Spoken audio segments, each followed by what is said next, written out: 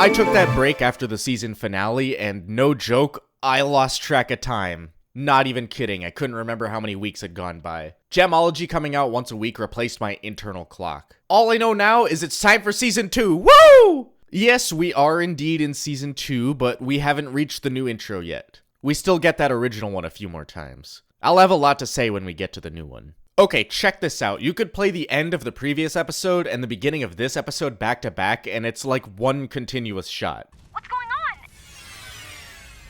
Steven?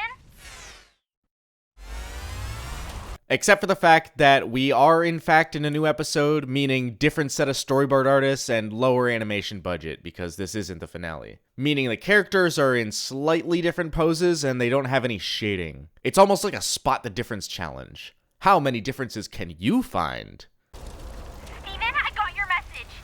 Recycled Connie lines from last episode as well. There was some recycled animation last season, but this is actually the first time they recycled dialogue. It makes sense why, but it's a bit jarring if you just came from that finale.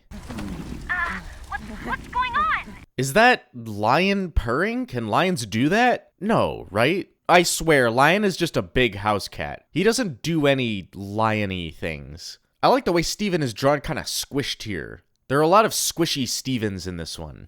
Lion jumping really fucking high, that's a new one. Wait, is it? How high did he jump in his debut episode? I can only imagine he's jumping to the top of the hill where the lighthouse is. I don't think he's done that before, and I don't think he ever does that again. I guess the plot doesn't need him in this episode, so he actively fucks off. Ugh, your eye. Steven's eye is one of several things in this episode that get miraculously repaired, including things like the van and a lot of the town's buildings. I find that weird because it takes a few episodes for all of the debris to get cleaned up by the gems, and certain things like the impact on the hill stick around for the rest of the show. But other things just get fixed instantly. Then they abducted me onto the ship because they wanted to take me away forever. I love Greg's expressions in this scene as Steven drives him closer and closer toward his panic attack. Is that an okay thing to say? I like watching Greg's descent into stress. He's a cartoon character, whatever. What did they want with you? They think I'm Mom. Yeah, but the question still remains, what did they want with him? Jasper said Yellow Diamond needs to see him, but for what? I wanted to know what they were going to do when they got him to Homeworld. Study him, kill him, imprison him forever.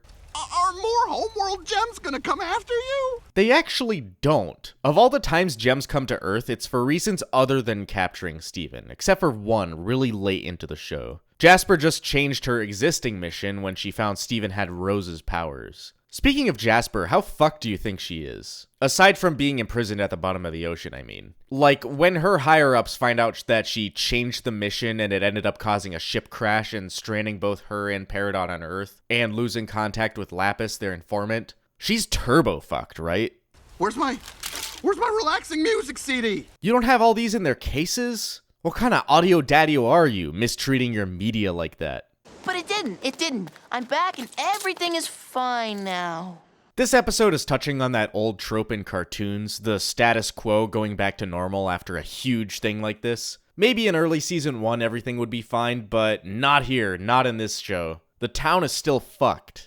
This sparking green electricity is not at all the same energy we saw last episode. That energy was yellow, this was green. Maybe it was an artistic decision because yellow wasn't showing up well during these daytime shots. Maybe it was an error and it was supposed to be yellow originally. Or maybe it's actually some other green gem magic that was going through some of these tubes in the ship. I don't have anything specific to say about the town being smashed up, other than most of the buildings getting lucky and not getting hit by pieces like this. It's just cool to look at how the environment changes after a disaster, like driving around after a big windstorm and seeing all the branches down on the road.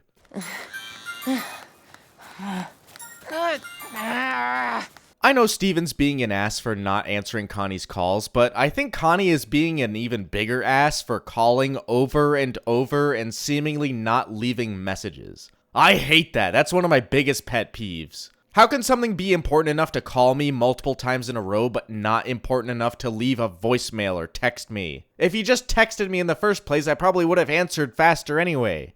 Okay, relax. In case you didn't know, this is the same hill where they took Rose Quartz's putrid moss back in Lars and the Cool Kids.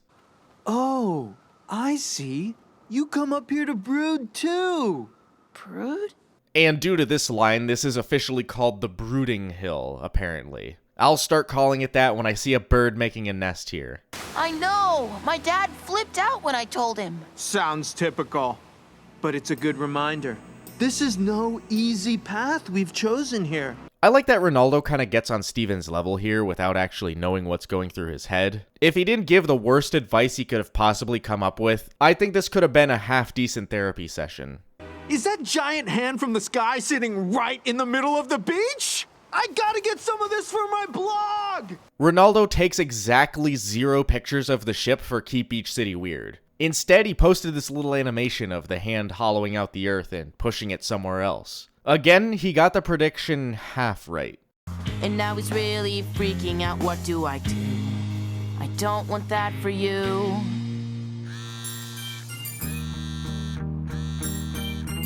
Oh, this song is awesome. This episode overall isn't too grand like the last 2 episodes were, but this song makes up for it, I think. Incorporating Steven's ringtone as a chorus to the song is kinda genius. Other than that, I don't think the visuals of this song are that memorable. Here's Steven swiping through photos of Connie, and the rest is flashbacks of the last 2 episodes. And I've said what I think about flashback montages before. I'm not a fan.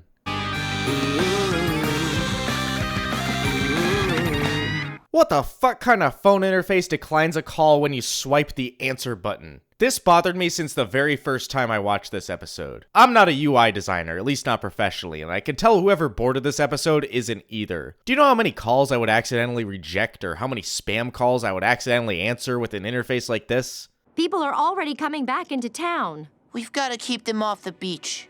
If any humans got access to gem technology, they could really hurt themselves. Steven talking about humans like he isn't one. Also talking like he's some sort of Bond villain or something. What is that? I can't put my finger on what it reminds me of. Someone in the comments tell me. The way he talks reminds me of some character in some other media. You know, we did once have a fence.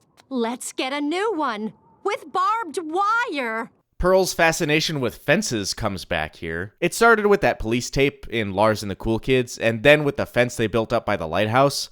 And of course the fence shown in Story for Steven. This time, let's build a moat. I could be the crocodile! Jazz hands. There are 2 things people remember this episode for. The song and the crocodile! Part of what makes Amethyst my favorite character is that they give her these awesome lines even when she doesn't have anything to do in the episode. I can't keep clinging to the vestiges of my humanity.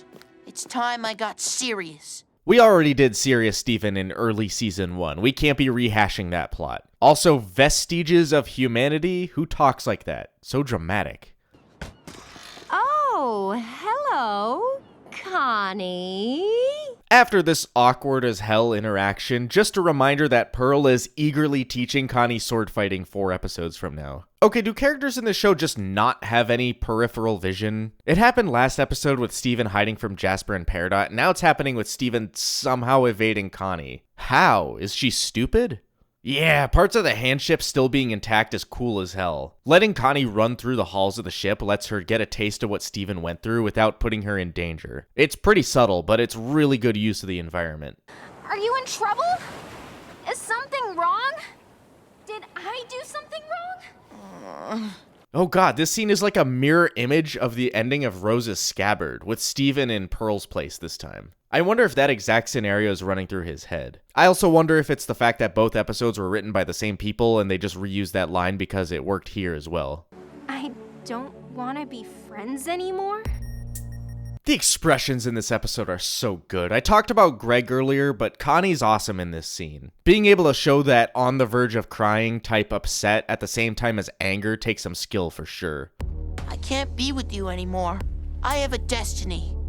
Say it to my face! Say you don't want to be friends anymore!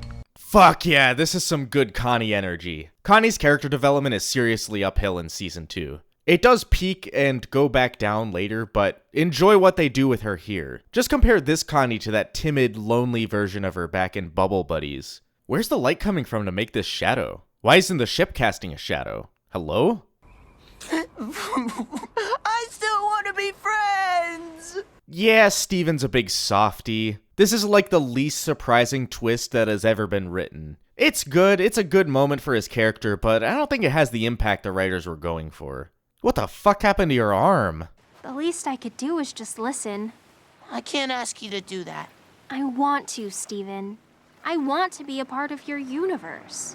Part of the, Steven universe? Thank you, I'll be here all night. I guess this is a cute episode. I would call it a housekeeping episode, though. As in, it exists mostly as a falling action for the 2 massively climactic episodes we just got. We had to see how all this was affecting Greg and Connie, and how Steven was going to cope with it. It's important that we had this episode. I don't think it would have been appropriate to jump right back into the wacky, magical adventures right away. Even so, I think this episode is really forgettable. Like I said earlier, the thing people remember this episode for most is the song. It's kind of unfortunate to start a season that way, but the line is so blurred between the end of last season and the beginning of this one that it's just one continuous story. These 3 episodes take place across the span of like 2 days. And if you want to see new episodes a week before they premiere on YouTube, you can subscribe to my Patreon for just a couple bucks. The link is in the description as always. Shoutouts to my Journeyman patrons, Henri Wickers, Bananas Are Violet, Boomblorp, Gage M, Gizmo, Max Buchek, Murky Water 6, Primrose, Seaberries Monroe, Shrek, Scala LD, The One True Fusion, The Tamara, Yotawo, and ZT the Fish Guy. Also shoutouts to these apprentice patrons. Next episode is Joyride. It'll be a blast.